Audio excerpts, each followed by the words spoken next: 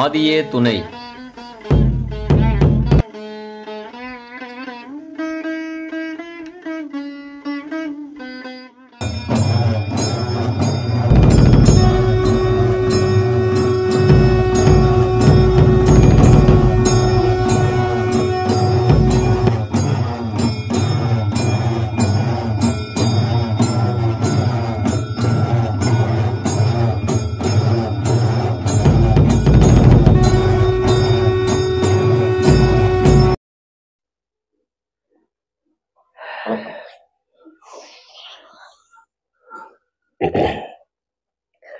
சமரசவேதநாதாவே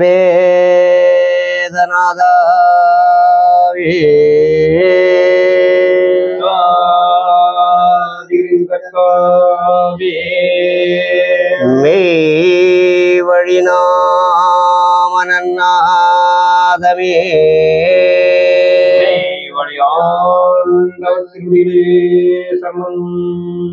முத்திபூர்ணம்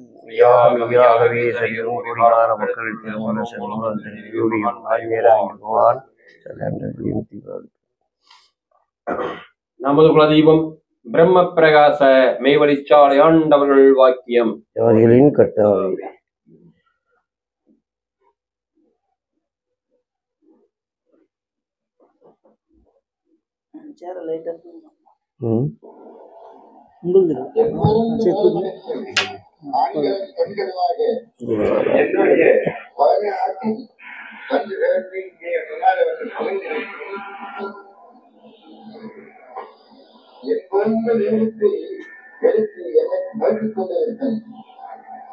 மனுக்கரம் அரசனுக்கு நான் ஒரு உயரம் தீவிரம் செல்வதற்கிருந்தேன்.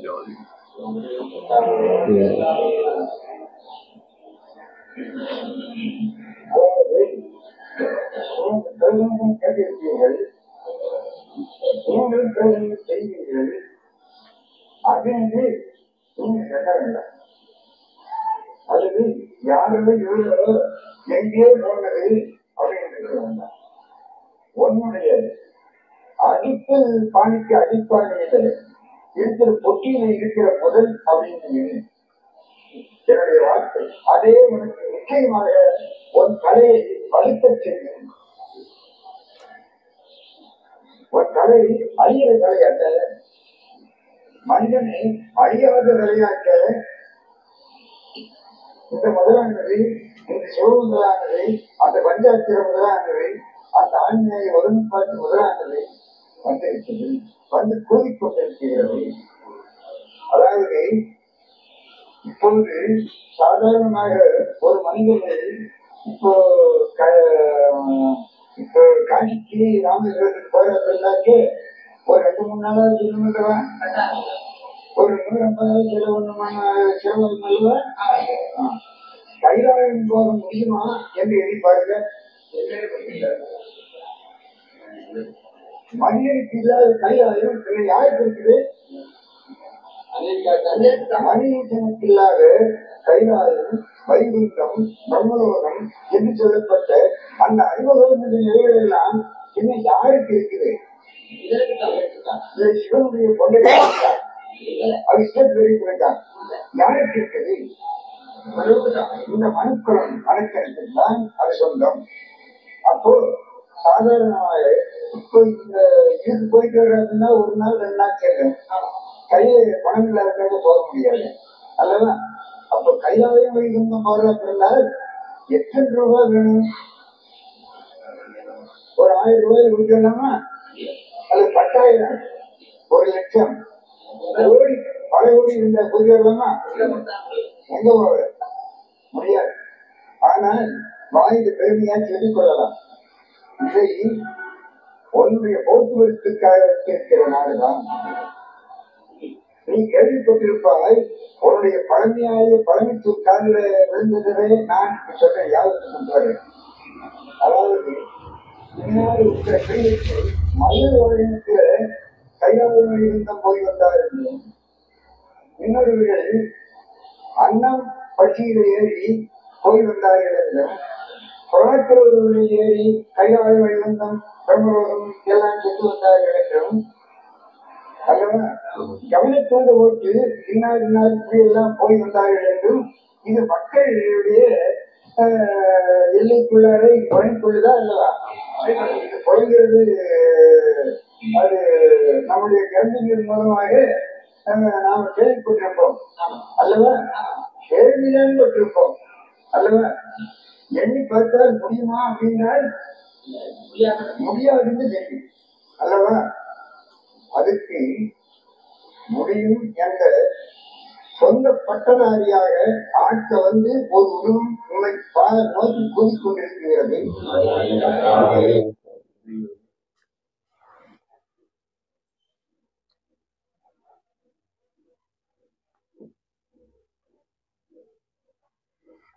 அனைவருக்கும் நமஸ்காரம். இன்றைய நமது புதுக்கோட்டை நிகழ்நிலை சபையில் நமக்கு ஒரு சிறப்பான முற்றுப்பெயரை வழங்குவதற்காக நமது மாமா மெய்வழி ஆறுமநாயர் அவர்கள் இந்த புதுகை நிகழ்நிலை சார்பில் அவரை நாம் அனைவரும் சேர்ந்து அன்புடன் வரவேற்கிறோம். நமஸ்காரம் மாமா.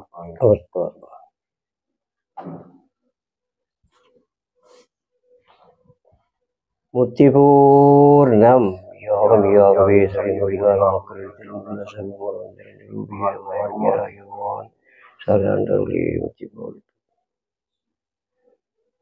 துறந்த மனத்தனியோ கருடத்திற் பூக்கும்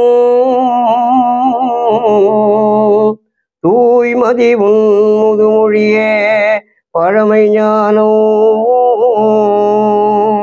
சுரந்தும் தன்னாவினிலே தேனார்பாய சீரடியார் செவிமடுக்க உளத்துட்பாய்ந்து குறைந்ததொரு தசையாமின் இதயம் தன்னை குறைகடலேழதற்கதிகம் விரிய செய்த அருந்தவமாமுனியே தேவே மெய் வழியில் என்னை அமர்ந்திரு என்றாக்கி வைத்த அமல வாழ்வே.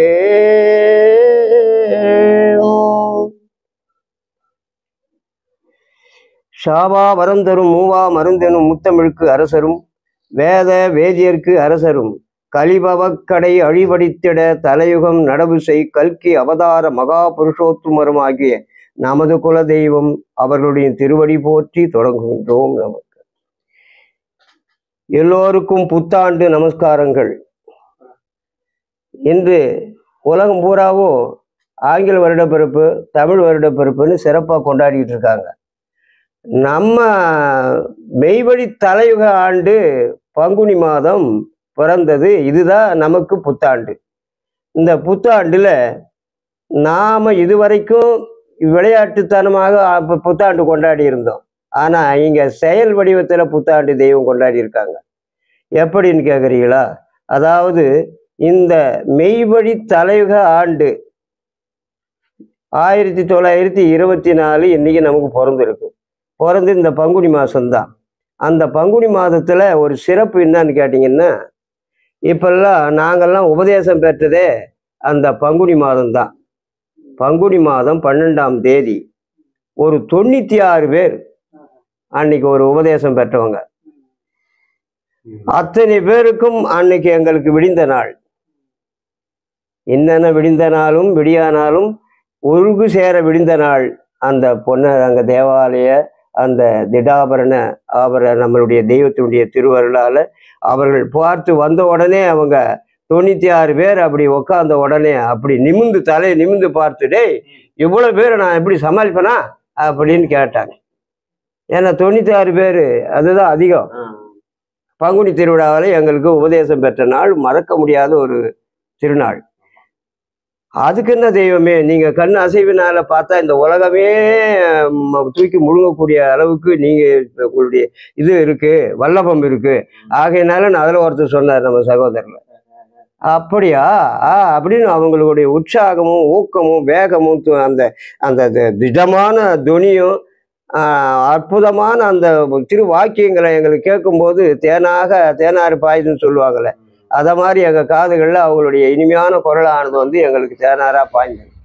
அப்படி பார்க்கும்போது நாங்கள் அத்தனை பேர் அந்த நேரத்தில் உக்காந்துருக்குறோம்.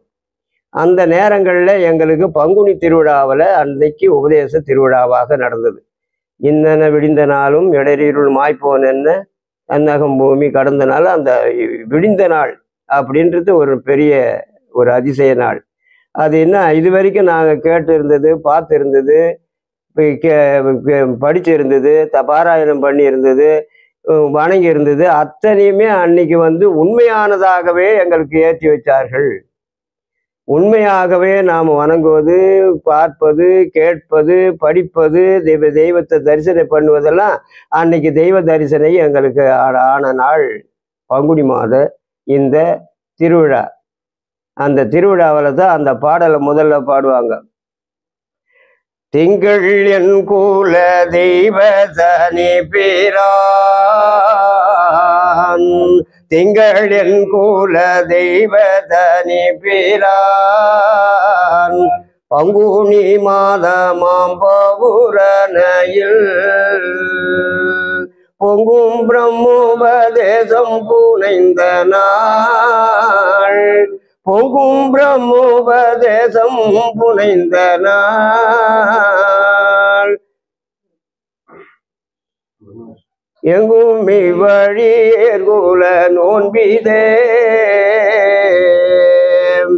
அந்த பங்குனி மாதத்துல தெய்வம் அவர்களுக்கு மறுபிறவி பெற்ற உபதேசித்த நாள் பங்குனி.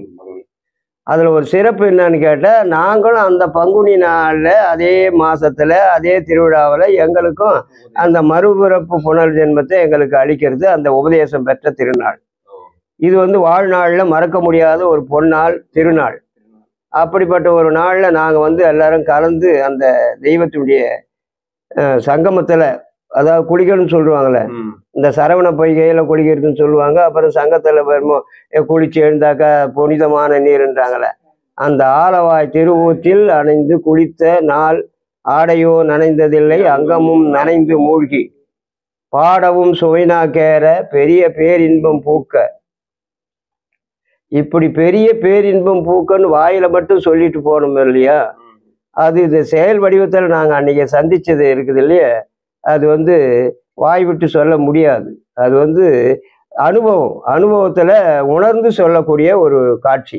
அந்த காட்சியில நாங்கள் அவர்களோட இணைந்து பிணைந்து அவங்களுடைய அந்த கம்பீரமான துணியும் தோற்றமும் எங்களை அப்படியே அந்த மேல் நாட்டுக்கு கொண்டு போய் அப்படியே இறக்கி விட்டுருக்கு. அப்படிப்பட்ட ஒரு அந்த பொன்னான நாள், அந்த திருநாளை பங்குனி மாத இந்த பௌர்ணமி திருவிழாவில் தான் எங்களுக்கு அது உபதேசிச்சு ஒரு நாள். மறக்க முடியாத பங்குனி திருவிழாவில் எங்களால் மறக்க முடியாது. ஏன்னா அதில் தான் நாம் மறுபிறப்பு புனர்ஜென்மம் பிறந்தது.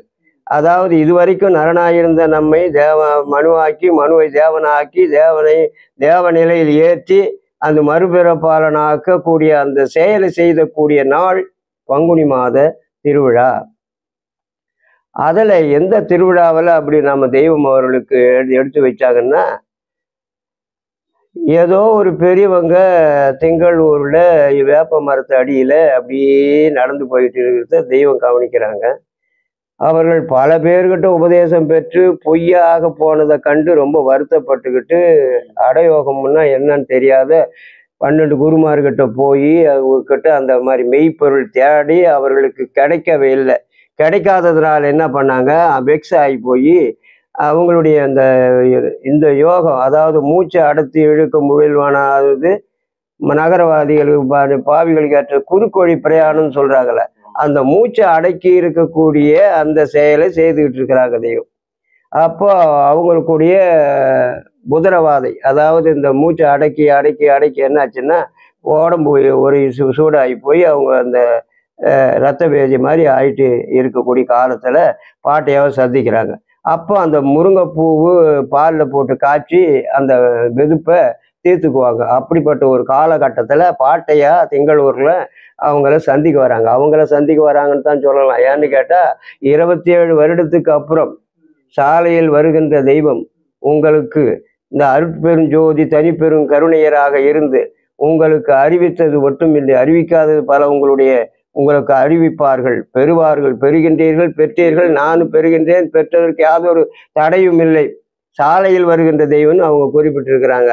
அதை போல அவங்களுக்கு அப்போ சாலையில் வருகின்ற தெய்வன்றது பாட்டையா வந்த நேரத்தில் ராமலிங்க சுவாமிகள் பெரியப்பாவை எடுத்து அவங்கள ஆக்கி அவங்கள ஒரு புறப்பட்டுட்டு அடுத்து 4வது மகனாக நம்ம தெய்வத்தை கைப்பற்றாங்க வராங்க. அப்படியே பார்க்கிற போது இவங்களுக்கு ஒரு விதமான ஒரு ஆர்வம் தானே. எல்லா பெரியவர்களை கண்டாலே ரொம்ப சலாம் பண்ணிட்டு கூட்டிட்டு வந்து விருது வச்சு அனுப்புவாங்க. அப்படி பாட்டையை பார்த்த உடனே அவங்களுக்கு ஒரு எண்ணம் வந்துடுச்சு, ஆஹா இப்படிப்பட்ட ஒரு ஒரு பெரியவராகத்தான் இருக்கலாம் போல இருக்கு அப்படின்னு சொல்லிட்டு அங்கே போய் சலாம் கூறி வர வைக்கிறாங்க.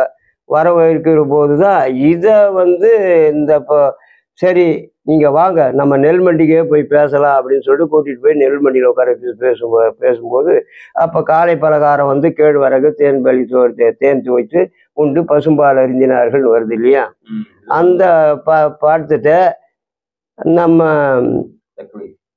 தற்கலை பீர் முகமது ஒளி உள்ள அவர்களுடைய தீர்க்க தரிசனத்தில் அவர்கள் அந்த பாட்டை பாடுறாங்க. எப்படி பாடுறாங்கன்னா அது மட்டும் அந்த நேரத்தில் அவங்க அந்த அப்போ குறிப்பிடுறாங்க, ஒரு நாள் தெய்வமணியில் இதில் சாலை வாய்ப்பா இருக்குது. அந்த நிகழ்வு எப்போ நடக்குதுன்னா அது மட்டும் இல்லாமல் தற்கலை பீர் முகமது அப்பா அவர்கள் பாட்டையரும் நமது தெய்வம் அவர்கள் சந்தித்து அப்பதான் அவங்க பாடு இருக்கிறாங்க. திங்கள் ஒரு கையும் சுருதி ஒரு கையும் சங்கு செங்கோல் வலைகளும் தேனுமாவோடு பாலும் நீரமுதாக உண்டு கழித்தவா எங்கு நடமிடு 2 பாதமேல் ஒன்று உயர்த்தியே ஒன்றினான் எங்கும் ஒரு செவிடால் மிதித்தவா வெண்மணி குணரத்னமே.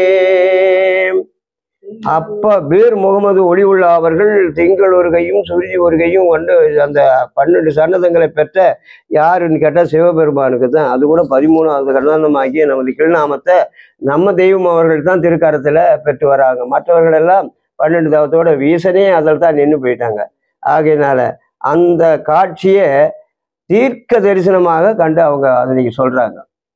எப்படி அந்த செங்கலூரில் பெரும்பாலும் காசுக்காரம்பாளையத்தில் வணிகம் செய்து செல்வ செழிப்போடி வாழ்க்கையில் இருந்து வந்த காலத்தில் ஆதி ஊழி விதி தேவ தீர்மானப்படி தேவ திருநாட்டிலிருந்து வழி வழியாக வந்த தனிகைமணி வள்ளல் அவர்கள் என்னும் அந்த பழம்பெரும் பிரம்மஸ்வரூப மாமுனி அவர்களை தெய்வம் அவர்கள் சந்தித்து அளவலாவிய காட்சிகளை பல்வேறு தீர்க்க தரிசிகளை எடுத்து கொடுக்குறாங்க.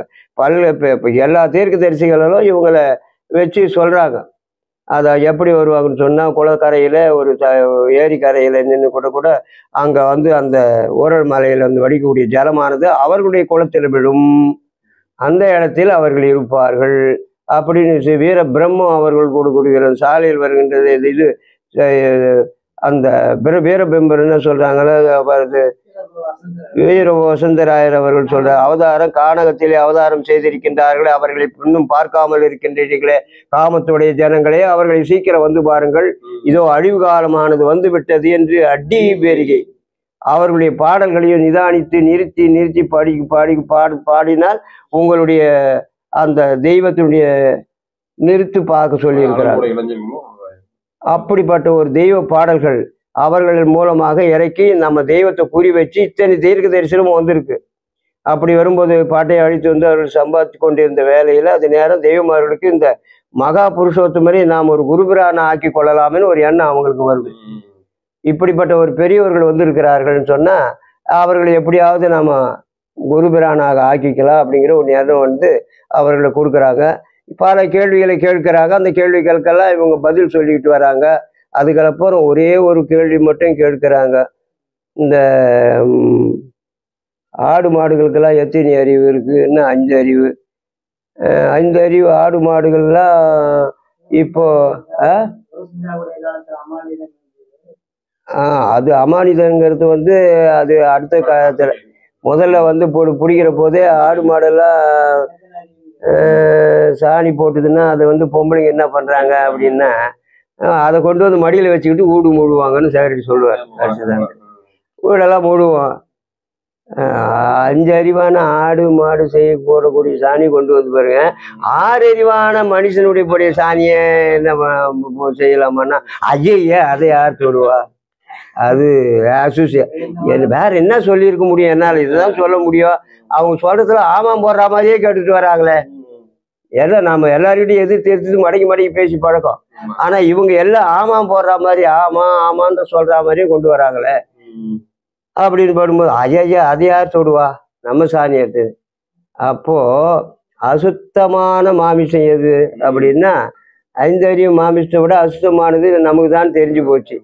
அப்போ நரசைவம். அப்போ இந்த இது போய் உன் தேகத்துல பூந்துக்கிட்டா இது என்ன அசைவமா சைவமா அப்படின்றாங்க. அப்போ ஏன் இதை ஷார்ட்டா சொல்ற சுருக்கமானா, இந்த தெய்வம் அவர்களுடைய இது அல்ல, ஐந்தறிவாகிய உனக்கு கொடுக்குற அந்த அறிவு கொடுக்குற அந்த மாட்டு போடுகிற சாணியை எடுத்து முழுகக்கூடிய அளவுக்கு இருந்து ஆறறிவான நீ அது மாதிரி உன்னால பண்ண முடியலையே நாருது. அது என்ன அப்படின்னா அறுசுவை நீ உண்பதனால அது மாமிசமாக வெளியில வருது, அது நாற்றமாக வருது. அது ஆடு மாடுகள்லாம் அறுசுவை தின்பதில்லை, வெறும் புல்லு அதான் அதுங்கள அது மாதிரி இருந்ததுனால அதுங்களுக்கு வருது. அது மாதிரி இருந்தால் அதுங்களுக்கு அறிவு கிடையாது. நீ அறுசுவை துறதுனால உனக்கு அறிவு இருக்கு, நீ எல்லாத்தையும் கண்டுபிடிக்கிற, எல்லாத்தையும் செய்கிற. உனக்கு அறிவை கொடுத்ததே அந்த பரம்பொருள் ஆகிய ஏகநாயகனை நீ தரிசனம் பண்றதுக்காக கற்றதனாலாய பயன்கொள் என வாளறிவன் நற்றால் தொழாரணி நின்றார் அவர் வள்ளுவர் பெருமான். ஏன் சொன்னாரு? கற்றதனாலாய பயன் என்ன சொல்ல போற? இப்ப நீ கற்றதனாலாய பயன் என் கொள். வாளறிவன்னா யாரு? இது பரம்பொருள் அறியறது தானே. வாளறிவன் நற்றாள் தொழா, அந்த திருத்தாளை நீ தொழவில்லை என்றால் கற்றதற்கு சமம் இல்லைன்னு அவர் சொல்றார். 2 வரியில 1.25 வரியில சொல்றார். அது கற்றதனாலாய பயனின் கொள் வாளறிவன் நற்றால் தொழாரன்னு படிச்சுட்டே இல்லை. அதை நிறுத்து பார்க்கும்போது நீ கற்க வேண்டியது எதுன்னா அந்த மெய்க்கல்வி கலாசாலையில் நீ கற்கணும்.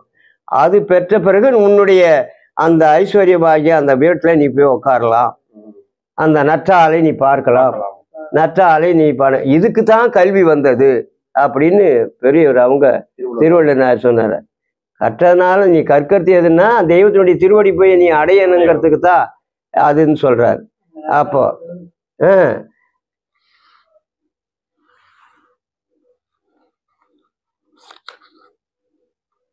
அத நம்ம தெய்வம் அவர்கள் அந்த மூலமணி அங்கே பாட்டி அவர்கள் சந்திச்சது மூலப்பண்டாரம் முடிவு செய்து மூலப்பண்டாரம் வழங்க நாள் உங்களுக்கு அந்த மூலப்பண்டாரம் வழங்கினோமே அந்த நாள் எப்படின்னு கேட்டால் அந்த மூலப்பண்டாரங்கிறது உபதேச நாள். அந்த உபதேசத்தை பெற்ற நாள் எப்படிப்பட்ட ஒரு நாள்னு கேட்டால் அதை வான்மீகத்தில் சொல்லி வராங்க. அங்கே பிரம்மோதய ரகசிய மூலப்பழம் ஆரமணி உண்டை பெட்டகத்தை தங்களின் பெரிய தலை தாங்கி வழி வந்ததை அங்கே வீரம் கூறேறி முனைவு விளைவு இளம் முழுவரு வேற்ற தலை கேற்றுவான் வேண்டி வலுவேற்ற தலை கேற்றுவான் வேண்டி துணிந்து விட்டதின் பொருட்டாய் அதற்காக வேண்டிய சீடரிடத்தில் மகா மந்திர பிரேரரை என்னும் தேவ ரகசியம் பேச வேண்டியது அவசியம் ஆதலினாலே அத்தேவ ரகசியமோ இத்தூலங்கடந்து ஜீவதேகத்திற்குள் பேச வேண்டியதிருக்கின்றபடியினாலே தங்களின் சீடராகிய எங்கள் நாயகம் அவர்களுக்கோ ஜீவதேகம் தெரியாது, தூல தேகத்தில் இருக்கின்றவர்களாதலினாலே தூல தேகத்தில் இருந்து ஜீவதேகம் என்னும் ரூஹானினுடைய பூமியாகிய வைநாடு செல்வதற்கு செல்ல ஒட்டாது குறுக்கிட்டு தடை செய்து கொண்டிருக்கும் வேடரை விரட்டி இப்போ சொல்றாங்க. உபதேசம் சொல்லிட்டு சொல்றாங்க. இந்த உபதேசத்தை பற்றி தானே இந்த திருவிழாவே. அந்த உபதேசத்திலிருந்து அந்த ஜீவ தேகத்துல எங்க தெய்வத்துக்கு தெரியாதுன்னு சொல்றாங்க இல்லையா. அந்த ஜீவதேகம் தெரியாதவர்களா இருக்கிறவங்களுக்கு கொண்டு போய் அந்த தேவ திருநாட்டுல நிறுத்த முடியாது. ஆதலினாலே அந்த ஜீவ தேகத்தில் இருந்து ரூகானியுடைய பூமியாகிய வைநாடு செல்வதற்கு செல்ல ஒட்டாது குறுக்கிட்டு தடை செய்து கொண்டிருக்கும் வேடரை விரட்டி, வேடரைன்னா வீட்டுக்கு தூக்கி குத்துறான அந்த வேடரை, இவங்ககிட்ட இருக்கிற மனசுல இருக்கக்கூடிய அதெல்லாத்தையும் வெட்டி தாய்ச்சி உள்ள கொண்டு போற இப்படிப்பட்டது ஒரே முண்டாந்தாரமாக பேசும் ஞானியரும் உண்டுன்றாங்க ஒரு இடத்துல. இது மாதிரி இருக்கக்கூடிய ஒரு எட்டு போய் அதிமகோன்னத நிலையை அறிவிக்க வேண்டிய ஒரு காலகட்டத்துல இதை முண்டாந்தாரமாக உபதேசம் கொடுக்குறேன்னு வாங்கிட்ட எது நடக்காது. தெய்வம் அவர்கள் எங்களை இந்த பூமியில இருந்து அந்த தேவ நாட்டுக்கு கூட்டி போகிற ஒரு செயல், அது செயல் தானே தவிர அதை யாராலும் செய்ய முடியாது. பர்சனல் செக்ரட்டரியா இருந்தாலும் அவருக்கு அது அரசர் சபைக்கு அரசராக இருந்தாலும் யாரும் செய்திருப்பாங்களா? ஒருத்தர் கூட செய்ய முடியாது. ஏன்னு கேட்டா இந்த தெய்வ நாட்டுல இருந்து கூட்டி அந்த நாட்டுக்கு கொண்டு போற வல்லபம் தெய்வ உறவருக்கு தான் உண்டு. அந்த வாக்கியத்துல என்ன சொல்றாங்கன்னா, தெய்வ நாட்டுல எடுத்துமே அங்க விட்டுட்டு வந்துட்டேன்னா உனக்கு இங்க வழி தெரியாது. அந்த தேவ நாட்டுக்கு நம்ம எடுத்து போயிட்டாங்க, அங்க போய் உட்கார வச்சுட்டாங்க. அங்கிருந்து நீ இறங்கி வரணும்னா உனக்கு வழி தெரியாது. நான் மறுபடியும் என்ன செய்யறேன், உன்னை கொண்டு வந்து பூலோகத்துல சேர்த்துடுறேங்க, கொண்டு வந்து பூலோகத்துக்கு இறக்கி விட்டுறேன். எப்பேற்பட்ட ஒரு செயல் இருக்கும் இது, எப்பேற்பட்ட ஒரு அருங்கார செயல் இது. யாரால மனிதனால் செய்ய முடியுமா? உன்னை ஒண்ணுமே தெரியாதவன்னு ஏமாத்தி விடலாம். அதுக்குதான் பிரம்ம உபதேசத்தை தெய்வம் அவர்கள் எங்க தலையில இறக்கி வச்சு உன்னை எவனாலையும் உன்னை ஏமாத்த முடியாதுடான்னாங்க. எங்களுக்கு தெரியுமே, இவன் சும்மா வாய்ஸ் வேதாந்தம் பேசுறான், அங்க கொண்டு போக முடியாது. தெய்வம் அவர்கள் அந்த இடத்துல எடுத்து இறக்கிட்டு அங்க கொண்டு வந்து விட்டுட்டாங்க. மறுபடியும் நாங்க அங்க போக முடியாதுன்றாங்க. அங்க போனீன்னா ரட்சிக்கிறதுல போக மாட்டாய், பட்சிக்கிறதுல போவாய். பட்சிக்கிறதுனா இருட்டு, ஏமங்கட்ட தான் போவ. ஆகையினால் குருபிரான் இல்லாத அந்த எல்லைக்கு போக முடியாது. அப்படிப்பட்ட ஒரு ரகசியமான தீட்சை குழுவாசனத்துல அனந்தாதி தேவர்கள் செய்து வச்சாங்க. அனந்தாதி தேவர்களே அந்த இடத்துல நிக்க வச்சுட்டு கொண்டு வந்து விட்ட பிறகுதான் அவங்களுக்கு தெரியாது. மறுபடியும் அதை நினைச்சுக்கிட்டு இருக்கலாம். கொண்டு போனாங்களா அந்த இடத்துல போனோமே நினைச்சு உருகி அவர்களை பேர்பட்ட தெய்வம் அவர்கள் அரும்பெரும் செயலாகிய செயலை தெய்வம் செய்து வச்சிருக்கிறாங்களே, இதுக்கு எந்த நாம கைமாறு செய்ய போறோம்? இந்த உலகத்துல படைச்சது அத்தனை பொருளுமே தெய்வத்தினுடைய பொருள் தான். அதுல வாடுற நாம கடன்காரன், எல்லாத்தையும் துணிட்டு கடன்காரன் தானே இருக்கிறோம். என்னைக்கு கடன் காட்டினா மொத்த சொத்து அவங்க படைச்சதுதான். அதை தின்னுக்கிட்டு வாழுறோம். ஒரு மூச்சு அவங்களுக்கு தான், இருதயம் ஏங்கிக்கிட்டு இருக்கிறது அவங்க தான், தலையை ஆட்டி பேசிக்கிட்டு ஓடிக்கிட்டு ஆடிக்கிட்டு வேலை செய்யறது அவங்க தான். அவங்க அப்படி போயிட்டாங்கன்னாக்கா ஒண்ணுமே கிடையாது, இவன் பணம் தான்.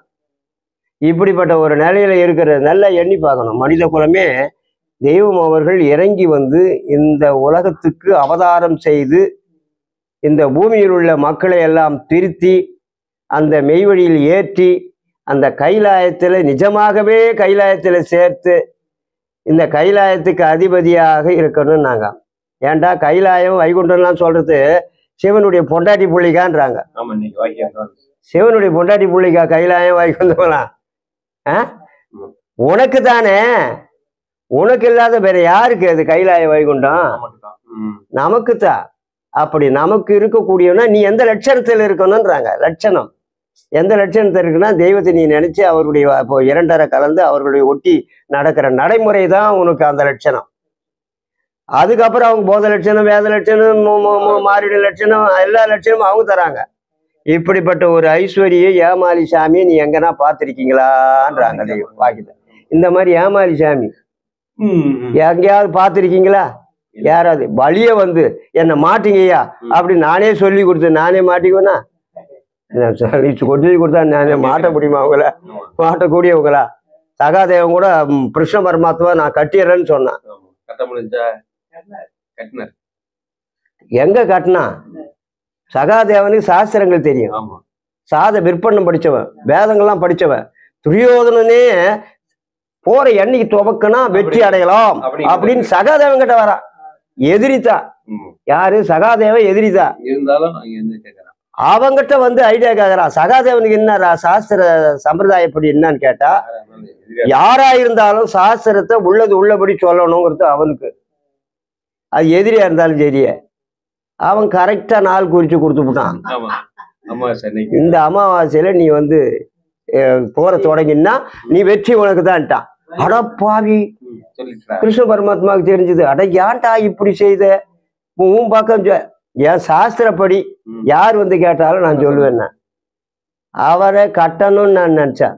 அவன் என்ன சொன்னா, கிருஷ்ணா இது சகாதேவா இந்த போர் நடக்குதே இந்த போரை நிறுத்தத்துக்கு என்ன செய்யலாம் அப்படின்னு எல்லாரும் கேட்கல. அவனுக்கு தெரியல. மதுசூதனா, நீ சாதாரண ஆள் இல்லை, அவன் சாஸ்திரத்தையே கண்டுபிடிச்சி வச்சிருக்கிறான். அவர் அங்க லட்சணத்துல பார்த்த உடனே அவன் சாஸ்திரத்திலேயே இவர் சாதாரண ஆள் இல்லை அப்படின்னு தெரிஞ்சு வச்சுக்கிறான்.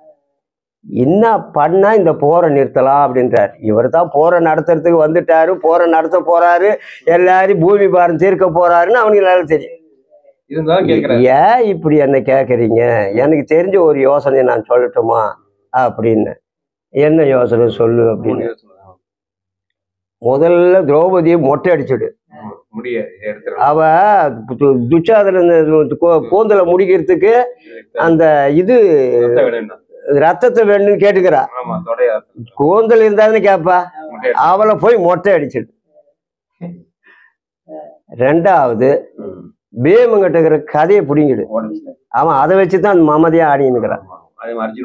அர்ஜுனன் கூட பில்ல பிடிங்கிடு. அவன் அதை வச்சுதான் எல்லாத்தையும் என்னால பண்ண முடியும்னு சொல்லிக்கிட்டு இருக்கிறான். அப்புறம் இந்த ராஜ்யம் எல்லாம் போடிச்சுல, இந்த ராஜ்யத்தை கர்ணன் கிட்ட கொடு. இந்த ராஜ்யம் வந்து ஜெயிச்சுட்டு இல்ல, அதை கர்ணன் கிட்ட கொடுத்துடு அப்படின்னு. கர்ணன் கிட்ட கொடுத்தா என்னடா பண்ணுவான், துரியோதன கிட்ட கொடுத்துருவான். துரியோதன ஆளக்குழந்தை நமக்கு இந்த அப்படின்னு. அதுக்கப்புறம் என்ன பண்ணலாம், உன்னை பிடிச்சி கட்டிட்டா சரி அப்படின்னு. உன்னை பிடிச்சி கட்டிட்டா நீ எல்லாத்தையும் செய்திடலாம், என்ன மட்டும் நீ கட்ட முடியாது, என்ன மட்டும் கட்ட முடியாது அப்படின்னார். பாக்கறியா கட்டிடுறாரு. ஓ கட்டிடுறாரு. அவனுக்கு சாஸ்திர விற்பனை, சாஸ்திரங்கள் தெரியும். எந்த இடத்துல போய் இவர் மடக்கலாம் அப்படின்னு சொல்லிட்டு அவனுடைய உயிர் ஜீவன் இதை வந்து பெரிய அகமிய பொருள். இது வந்து கூத்துல சும்மா தோண்டியை பிடிச்சிக்கோ, நான் கூட கூத்த அடிக்கிறேன், சகாதாவனை பிடிச்சி தோண்டியை பிடிச்சி கோவிந்தா கோவிந்தா கோவிந்தான்னா அவனை கூத்துல நாங்க ஆடி இருக்கிறோம். கட்டி சிறுக்கி கட்டே கடே சகாதேவா விடுறா விடுறான்மா கிருஷ்ணன் போட்டுன்னு வந்துக்கிறோம். என்னன்னு கேட்டா, சகாதேவங்கிட்ட இருக்கிற உயிர் யாருது, பரமாத்மா. இவர் யாரு வந்துக்கிறவரு, பரமாத்மா. பரமாத்மா தூர தேகத்துல வந்திருக்கிறாரு, அவரும் மனித தேகத்துல இருக்கிறான். கட்டுறதுன்னு சொன்னா அது ஒரு அகமிய செயலாக அங்க போய் நிக்குது. அது தெய்வம் கிட்ட தான் அறிவிக்க நம்ம அறிஞ்சோம். அங்க நிற்கும் போது விட்டுடா கடா தேவாதேவனா, அப்பா உன்னாண்ட நாங்க சமாளிக்க முடியாதுடா விட்டுடா அப்படி. அதுன்னா உயிர், உயிரை விட்டு அவன் முடிச்சுட்டான். அந்த மாதிரி அவன் ஒரு இது மகாபாரதத்துல அந்த மாதிரி ஒரு கதை வருது, என்ன கட்ட முடியாது உன்னாலன்னு. அந்த அப்படிப்பட்ட இறைவன் இன்னைக்கு தூரம் தாங்கி வந்து இன்னும் கலியுகத்துல அப்பெல்லாம் உடல் பொருளாவி தத்தம் பண்ணி கொடுத்து பெற வேண்டிய ஞானத்தை என்னை நினைச்சுக்கிட்டு மூலமந்திரம் சொல்லிக்கிட்டு என்னுடைய உத்தரப்படி நட, உனக்கு இந்த பதவி கிடைக்குன்னு சொல்லக்கூடிய ஒரு காலகட்டத்தில் நாம வந்திருக்கிற போது நமக்கு வந்து ஒரு வரப்பிரசாதம், வரப்பிரசாதம்னு சொல்லலாம். எங்க பிள்ளைங்கள்லாம் என்ன பண்ண முடியும், அன்னைக்கு நாங்கள் அனுபவிச்சோம் தெய்வத்துக்கிட்ட இருந்து. பங்கா விஷயம்னா அவங்க திருமேனி மேலே போய் பட்டு காற்று எங்கள் மேலே வந்து படும்.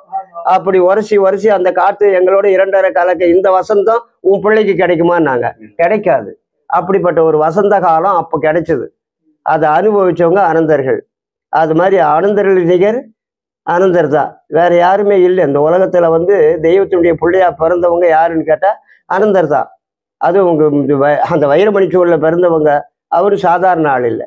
அந்த நேரங்களில் கூட இந்த மாதிரியான ஒரு காலகட்டத்தில் என்ன பண்ணோம், ஒரு தவத்தை உட்கார்ந்து இருக்கும்போது பல கதைகள்லாம் சொல்லிக்கிட்டு வருவாங்க.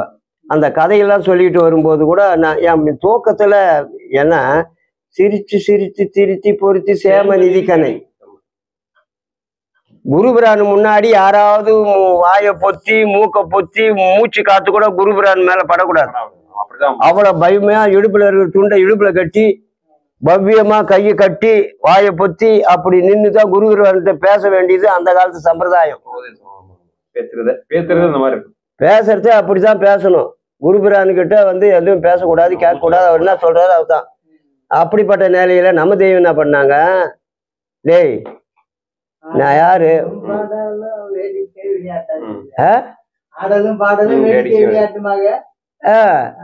அதாவது நீ பாடு சிரிச்சு சிரிச்சு பொருத்தி சேம நிதிக்கணை விரித்து பெருத்து இனித்து வீடும் பிடித்தது.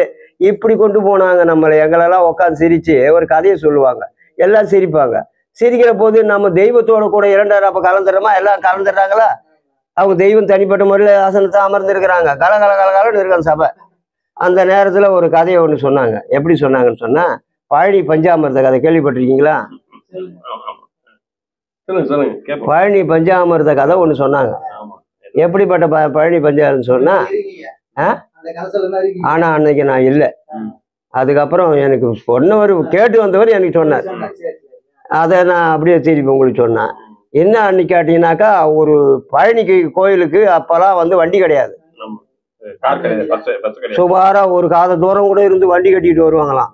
அப்போ வந்து ஒரு குடியானவன் என்ன பண்றான், வண்டி கட்டிக்கிட்டு பொண்டாட்டி புள்ள குட்டி குழந்தை எல்லாத்தையும் ஏற்றிக்கிட்டு இது பழனிக்கு வரணும். பழனிக்கு வரணும்னு சொன்னும்போது வழி இப்போ பூராவும் என்ன ஆயிடுச்சுன்னா, திருடர் பயம் அப்பெல்லாம் நிறைய இருக்கும். ஒத்தையடி பார்த்ததான், இந்த மாதிரி தார் ரோடெலாம் கிடையாது, ரோடே கிடையாது, வண்டி தடம் இருக்கும். அந்த வண்டி தடத்துல அவங்கெல்லாம் வருவாங்க. வந்த போது அந்த அதுக்குன்னு ஒரு வழிகாட்டின்னு ஒரு ஆளை கூட்டிக்கிட்டு வராங்க கூட. இப்போ ஒரு தூரத்தில் போனால் ஒரு சம்சாரி பெரிய குடும்பம், ஒரு வழிகாட்டி ஒரு ஆளை கூட்டிகிட்டு வராங்க. அந்த ஆள் கைடு, இந்த இங்கிலீஷ்ல சொன்னா கைடு, தமிழ்ல சொன்னா வழிகாட்டி. வழிகாட்டி கூட்டிட்டு வராங்க. அவங்க என்ன சொல்றாங்க, உங்களை பார்த்துட்டு இருந்த நகைகள்லாம் கைட்டி முதல்ல ஊட்ட வச்சிருங்க. நகையெல்லாம் போட்டு வரப்படாது, எல்லாத்தையும் கைட்டி உள்ள வச்சாச்சு. தாலி முதல்ல கட்டிட்டு மஞ்சள் கட்டிட்டு வரும், தாலி கூட பிடிக்க முடியுவான். அப்படிப்பட்ட ஒரு கொள்ளை கோட்டம் அப்போ இருந்தது. அதுக்கப்புறம் என்ன பண்ணிட்டா, என்ன பண்ணி வண்டி மாட்டெல்லாம் கட்டிட்டீங்களா, இதெல்லாம் பிரச்சனை சாதாரணமாக வரணும், எந்த பிரச்சனையும் இது இருக்கக்கூடாது. அப்புறம் இந்த எல்லாத்தையும் வண்டியில் ஏற்றி குழந்தை குட்டி பொண்டாட்டி பிள்ளைங்க எல்லாத்தையும் சின்ன குழந்தைங்க எல்லாம் ஏற்றி வண்டியில் வரும்போது வண்டி வந்து தரிசனம் பண்ணிட்டாங்க. தரிசனம் பண்ணி பழனிக்கு வந்துட்டாங்க. பழனிக்கு வந்து தரிசனம் பண்ணிட்டு பஞ்சாமிர்தம்லாம் வாங்கி டப்பாவில் வச்சுக்கிட்டு கொஞ்சம் சாப்பிட்டுக்கிட்டு, அந்த பஞ்சாமிர்தத்தை கொஞ்சம் கொஞ்சம் சாப்பிட்டுக்கிட்டு வருவாங்கள்ல பஞ்சாமிர்தத்தை, அது ஒரு டப்பா காலி ஆயிடுச்சு. அந்த டப்பாவை தனியாக எடுத்து வச்சுக்கிட்டு அதுக்கப்புறம் பஞ்சாமிர்தம் சாப்பிடலான்னு சொல்லிட்டு கொஞ்சம் தூரம் வராங்கும்போது இருட்டி போச்சு. இருட்டி போன பிறகு ஒரு காட்டில் வண்டி மாடு போய்கிட்டு இருக்குது.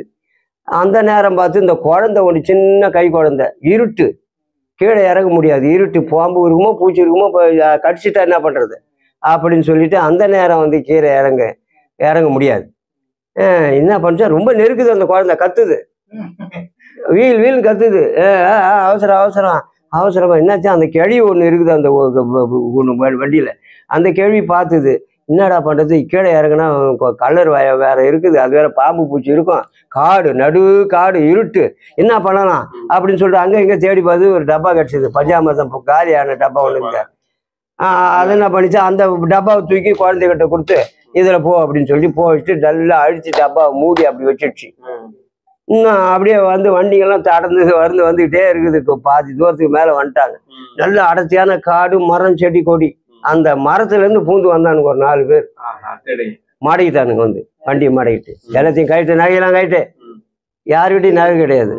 அதுக்கடுத்து இருக்கிற மஞ்சள் கயிறு இருக்குது, மஞ்சள் கயிறுல இது மஞ்சள் தான் இருக்குது, ஒரு நகையும் கிடையாது.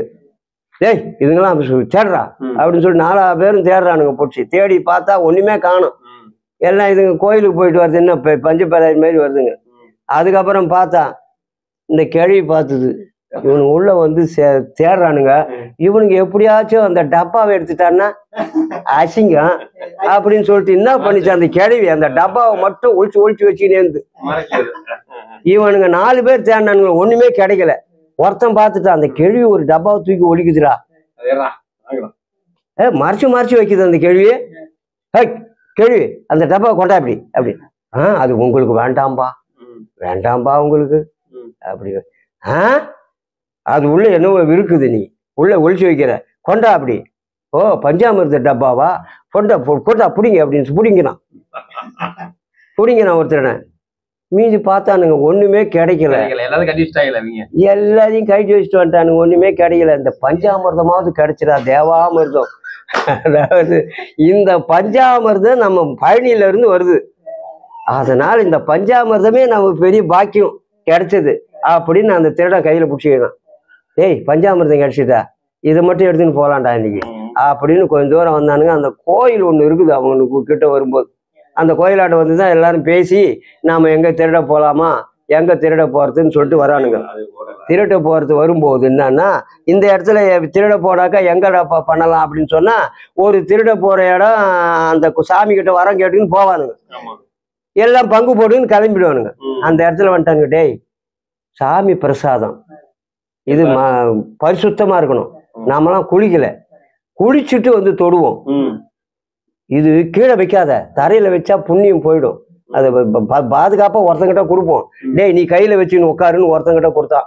ஒரு புடுங்கனான திருட அவங்ககிட்ட கொடுத்து வச்சுக்கிட்டு மேல இந்த பாறை ஒண்ணு இருக்கும், இந்த இது கவலை இறக்கிறது பெரிய கல் ஒண்ணு வச்சிருக்கிறாங்க.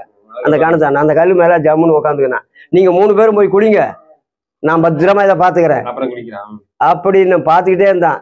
குளிக்கிறீங்களா? ஆமா எல்லாம் குளிக்கிறேன்னா பேசிக்கிட்டே இருந்தா என்ன பண்ணணும், இவன் பேசிக்கிட்டே இருந்து தனியா குனிஞ்சு எடுத்தான்னா கண்டுபிடிச்சிட போறான்னு அவனுங்கிட்ட பேசிக்கிட்டே குளிக்கிறீங்களா, சரி பாத்துக்கிட்டு நீலாம் குளிச்சு சீக்கிரம் வாங்க நான் அப்படின்னு சொல்லிட்டு என்ன பண்ணிட்டேன், இந்த டப்பாவை திறந்து 2 கை விட்டு அவனுக்கிட்ட பேசிக்கிட்டே 2 ஸ்வைட் நமக்கு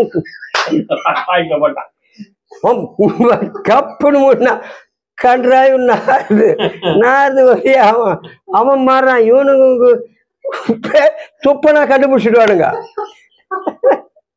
துப்பனா கண்டுபிடிச்சிடுவான். ஆனா என்னடா பண்றான்னு முழுகிட்டான். பாத்தீங்கன்னா பேசினா முடியும் எல்லாம் கீழே இருந்தாரு.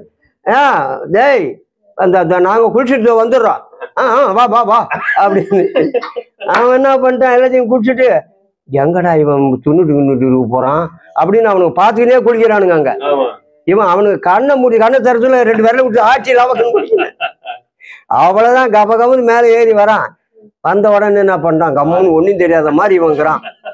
நான் வந்தேனா, டேய் இப்படி கொண்டாந்து வாங்கிக்க, நான் 2வது திருடன் வாங்கிக்க, நீ போய் குளிச்சுட்டு வா, எல்லாருமா சேர்ந்து கோயில போய் தின்னுடுவோம் அப்படின்னு சொல்லிட்டு இவனை போய் கொடுத்துட்டு போயிட்டான்.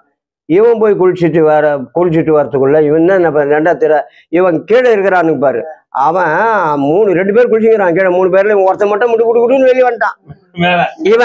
இவன் தின்னுடு போறான், நம்ம போய் முதல்ல தின்னுடலாம், இவனை அனுப்பிட்டு நம்ம தின்னுடலாம் அப்படின்னு சொல்லிட்டு இவன் வரான். இவன் வந்தது இவன் அந்த 3 பேருமா போய் குளிச்சுன்னு இருக்கிறானுங்க. இவன் அவன் பார்த்தான், எட்டி பார்த்தா அவனுக்கு குளிச்சுட்டு இருக்கிறானு. இனிமேப்பட்டு பார்த்தா நடக்காதுன்னு பேச்சு கொடுத்துட்டு சீக்கிரம் குளிச்சுட்டு வாங்க, இன்னும் குளிச்சுட்டு வரீங்க அப்படி இந்த கையை பாடுக்கு என்ன பண்ண, டப்பா மேல சருது 2 கை விட்டு ஒரு விரல விட்டு ஒரு ஆட்டி லவக்குன்னு முடிச்சதுமே புரிஞ்சு போச்சு அவனுக்கு. என்ன இது துப்பனாக்கா இவனா கண்டுபிடிச்சிடுவான்னு சொல்லிட்டு லபக்குன்னு முடிங்கிட்டான். அவனு ஒடுங்கிட்டு உக்காந்துங்கிறான். அவனு இவன் பார்த்தான், தின்னவன் உள்ள போய் குளிச்சுக்கிறான்ல, இவன் திருடன் இல்ல, அவனுக்கு தின்னுட்டு இருப்பான் நேரம் அப்படின்னு எழுந்து மேல வரான். மேல வந்த உடனே என்ன பண்ணான், சரி 4 பேருமா குளிச்சுட்டீங்களா, எல்லாம் குளிச்சாச்சு, டப்பா எடுத்துக்கங்க, கோயிலாண்ட போவோம். கோயிலாண்ட போய் எல்லாத்தையும் வச்சுக்கிறான். டேய் கீழே வைக்காதற, அது மாடத்துல வை, மேல வை அப்படின்னா மாடத்து மேல எடுத்து வச்சுட்டு என்ன பண்ணிட்டான், இப்போ இதை தின்ன வேண்டாம், நம்ம வீட்டுக்கு போய் காலையில வந்து இதை தின்னலாம் அப்படின்னு இந்த 2 பேரும் தின்னானுங்க பாரு. இவனுக்கு 2 பேரும் என்ன பண்ணிட்டானுங்க, நம்ம வீட்டுக்கு போயின உடனே இவனுக்கு 2 பேரும் வந்து தின்னுடுவானுங்க அப்படின்னு இவன் நினைப்பில எடுத்து மேல வச்சுட்டான். அதுக்கப்புறம் போனா அந்த முதல் திறன் தின்னான் பாரு, அவன் வீட்டு கதவை போய் தட்டான், பொண்டாட்டி எழுப்பான். அவன் என்ன பண்ணா, இவனுக்கு கதவை தட்டும் போதே எவ்வளவு கொண்டு வந்திருக்கிறான், இல்ல கொண்டாந்து வந்திருக்கிறான், வெறுங்கைய வந்திருக்கான்னு தெரியுமா அவளுகளுக்கு, அந்த திருடன் பொண்டாட்டிக்கு. இவன் கதவு தட்ட, ஏழை ஏது வாழ அப்படின்னு கொஞ்சம் இது ஒண்ணுமே இல்லை இன்னைக்கு நினைச்சின்னா அவன் மெதுவா எடுத்து வந்து அட சீக்கிரம் வந்து கத்து தரேன் அப்படின்னு. ஏன் சும்மா கத்துற, பீத்தனும் வாய் மாதிரி ஒரே கத்து பீத்தனும் வாய் மாதிரி கத்துற, ஒரே கத்துற, என்ன சும்மா இரு, நான் தான் அவன் தரங்க மாட்டானா அப்படின்னு. அட நாம டப்பாவால பீத்தினது இவளுக்கு எப்படா தெரியும்,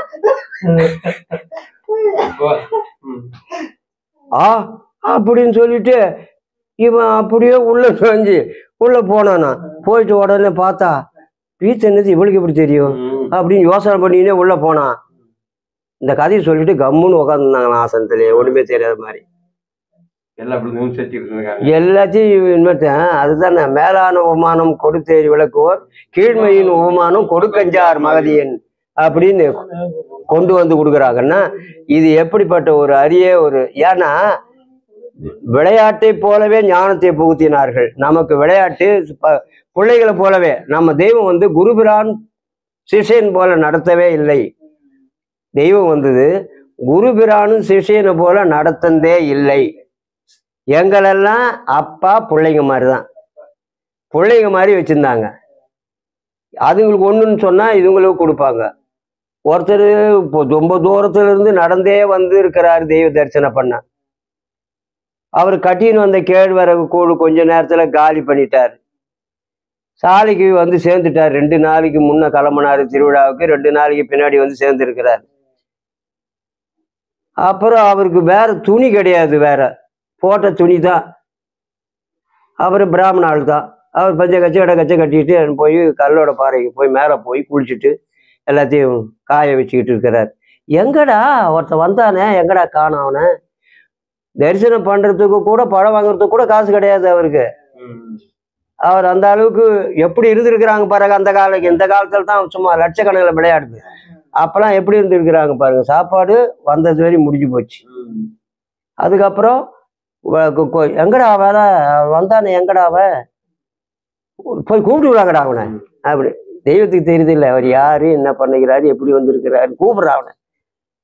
உன்னை தெய்வம் கூப்பிடுறாங்க. ஐயோ துணி கூட இல்லையே, நான் காயுது. காஞ்சிட்ட பிறகு நான் அதை எடுத்து முடிச்சுக்கிட்டு அதுக்கப்புறம் கொஞ்ச நேரம் இருங்க அப்படின்னு எல்லாத்தையும் கட்டி வந்துட்டார். வந்துட்டு என்னடா என்னடா பண்ண, எங்கடா போன? அவங்களுக்கு தெய்வங்கிறத வந்து உணர்த்துறாங்க பாருங்க. நான் யாருங்கிறது நீங்க இவர் யாருன்னு அவங்க தெரிஞ்சுக்கிட்டாங்க இல்லையா. போயிட்டு அவரை கட்டி கூட்டிட்டு வராங்க. எவ்வளவு கருணை உள்ளம். கூட்டிட்டு வந்து அவங்க என்ன சொன்னாங்க, என்னடா எப்படா வந்த நீ? தெய்வமே நடந்தே வந்தேன் தெய்வமே. நீ எப்படா கிளம்புன? 2 நாளைக்கு முன்ன கிளம்பணும் தெய்வம். 2 நாளைக்கு அப்புறம் கடனதே வந்து 2 நாள்ல சேர்ந்துட்டேன் தெய்வமே. ஆமாண்டா, வழியில என்னடா பண்ண சாப்பாட்டுக்கு? எங்க வீட்டுல கூழ் கொஞ்சம் கொடுத்தாங்க, அதை எடுத்துட்டு வந்து 2-3 இடத்துல உட்காந்து வச்சு வச்சு வச்சு குடிச்சிட்டு வந்துட்டேன் தெய்வமே. இங்க வர வரைக்கும் அது தீர்ந்து போச்சு. அப்புறம் என்னடா பண்ணுவ? அப்புறம் என்ன பண்ணுவேன் நான் தெய்வமே, பார்த்துக்கலாம் தெய்வம். அப்படியா, சரி. தரிசனம் பண்றதுக்கு பழங்களும் எதுவும் வாங்கியாரு தெய்வமே. சரி பரவாயில்ல, நீ என்ன பண்ணலாம் இப்போ? எப்படி வீட்டுக்கு போவ? திருவிழா முடிஞ்சது, எல்லாம் பண்ணாங்க. திருமாலிகளை கூப்பிட்டு முதல்ல பசிப்பாடு போட்டுனாங்களாம். திருமாலிகளை கூப்பிட்டு பசி அறவை, எல்லாம் முடிஞ்சு போச்சா, பசி அறவை அப்படின்னு பெரியம்மாவுக்கு உத்தரவிட்டு அவங்க போய் பசி ஆற வைக்கிறாங்க. தெய்வமே ஏய் தொடர்ந்து எப்படி பழகுறாங்க பாருங்க. பிள்ளைங்க அப்பா மாதிரி, ஒரு குருபிரான் சீடன் மாதிரி இல்லை. போயிட்டு நல்ல வயிறா பசி ஆறு போட்டியா, பசி ஆட்டியா, சரி இப்போ எப்படிடா நீ போவ? நடந்தே. அவர் கையில வச்சிருந்தது 1 ரூபாயோ என்னமோ காணிக்க வச்சார். காணிக்க வச்சுட்டு அதையும் வச்சுட்டானே, நீ எப்படிடா போவ அப்படின்னா, நடந்தே போயிடுங்க. சாப்பாடு என்னடா பண்ற? சரி அதெல்லாம் வேண்டாம், இந்தா 10 ரூபாய் எடுத்து கொடுக்குறாங்க. யாருக்கிட்ட கொடுப்பாங்க? 10 ரூபாய் எடுத்து, இந்த அந்த காலத்துல 10 ரூபாங்கிறது வந்து 200-300 ரூபாய். இதை எடுத்து வண்டிக்கு போறதுக்கு 5 ரூபாய், போறதுக்கு சாப்பிட்றதுக்கு எல்லாத்துக்கும் அதுலயே பண்ணிக்கலாம். அந்த அளவுக்கு கொடுத்துட்டாங்க. தெய்வமே சிவன் சொத்து செய்வமே. அப்ப இருந்த பெரிய எப்படி நினைச்சாங்க பார். சிவன் சொத்து தெய்வமே, இன்னைக்கு ஆலயத்தில் வச்சிருந்தாலும் கேட்காம எடுக்கக்கூடாதுன்னு ஒரு பூ கீழே விழுந்தது கூட, அந்த பூவை கூட எடுத்துட்டார் ஒரு பிறவியர். ஒரு புஷ்பம் கீழே விழுந்துக்குதே தாரையில அப்படின்னு எடுத்துக்கிட்டார். சன்னிதானத்துல இருந்து கீழே விழுந்துச்சேன்னு எடுத்துக்கிட்டார். எடுத்துக்கிட்ட உடனே டேய் கூப்பிட்றா அவனை. என்னது? புஷ்பம் தெய்வமே கீழே இருந்தது. ஏன்டா இது என்னது? பொன்னரங்க தேவாலயம் சன்னிதானம் தானே, இதுல பூ ஒருத்தன் கொடுக்க வாங்கணும், நீயே எடுத்துக்கூடாது.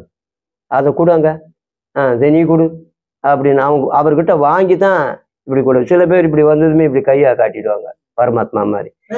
அவர் கையிலே வச்சு நிற்பாரு. இவர் யாரு? இவரு தெய்வமா? அப்படி இல்லைன்னா கையில வாங்கி கொடுக்கணும். இதான் முறை. அன்னைக்கு நடந்த சம்பவம்னா, புஷ்பம் வேணுமா, நீ எடுத்து அவர் கொடுக்க நீ வாங்கணும். இதான் சட்டம். பொன்னரங்க தேவாலயத்தில் ஒரு பொருள் கீழே கீழே கடந்தாலும் எடுத்துன்னு வந்து வந்துடும், ஆலயத்துக்கு வந்துடும். இந்த இடத்துல பொருளை காணும்னு சொல்லுவாங்க, கொடுத்துருவாங்க. அப்படிப்பட்ட ஒரு தெய்வம் வச்சிருந்த அந்த ஆக்கினை பாட்டி இருந்தது. அப்புறம் 10 ரூபாய் கொடுத்து, டேய் சிவன் தான் சொல்லுது, சிவன் ஜோதின்னு சொன்னல, சிவன் தான் சொல்லுது, கொடுக்குது, வாங்கிக்க அப்படின்னாங்க. இது தாய் உள்ளல, தந்தை உள்ளல. இது மாதிரி எந்த உலகத்திலேயாச்சும் எந்த சரித்திரம் காணாத ஒரு விந்தை. தான் புள்ள கஷ்டப்பட்டு நடந்து அவன் பசியோட வந்து தன்னை தரிசிக்க வந்தான். கட்டுற துணி கூட அடுத்த துணி இல்லை. ஆனால் வாத்தியார் செய்துட்டு, வாத்தியார் உத்தியோகம் அப்போல்லாம் 30 ரூபாய் 40 ரூபாய் சம்பளம், அதை வீட்டுக்கு கொடுத்துட்டு வந்துட்ட தெய்வமேன்னு அதை வேணும்னு சொல்லிட்டாரு. இப்படிப்பட்ட ஒரு அன்பான ஒரு தெய்வத்தை இந்த உலகத்தில் எங்கேயாவது காண முடியுமா? உங்கள்கிட்ட 10,000 20,000 எவ்வளோ டொனேஷன் போகிறது தான் எனக்கு உலகத்தில் இருக்குமே தவிர, இப்படி பிள்ளைக்கு இல்லாத தாய் வந்து பால் குடிக்கிறதுக்கு குழந்தை அழுதுன்னு சொன்னால், அந்த குழந்தை எதனால் அழுதுன்னு சொல்லிட்டு தாய் எடுத்து அந்த பாலை கொடுத்து வளர்த்துவாளாம். தாய் உள்ளம், தாய் அந்த குழந்தைக்கு பாலை எடுத்து கொடுத்து அந்த பாலை பசியை போக்குவா. அதே மாதிரி தெய்வத்தாயாகிய நமது குருபரானவர்கள் அந்த தெய்வத்தினுடைய உள்ளத்தை பார்க்குறாங்க. நீ உருவத்தை பார்க்கல, தெய்வம் உள்ளத்தை பார்க்குறாங்க. இவன் எப்படிப்பட்ட ஆளுன்னு பார்க்குறாங்க. அதுக்கு தக்கவாறு அவர்கள் நமக்கு அந்த அன்பாட அந்த அனுசரணை. அதுக்கு தான் சொன்னாங்க, அந்த புது இடத்துல சிரித்தி சிரித்தி பொருத்தி சேமநிதிக்கனை விருத்தி பெருத்து இனிதி வீடும் விடிந்தது. எந்த வீடு? அந்த கைலை நாட்டினுடைய வீடு விடிந்தது. அந்த வீட்டுக்குள்ள நாம புகுந்தோம்.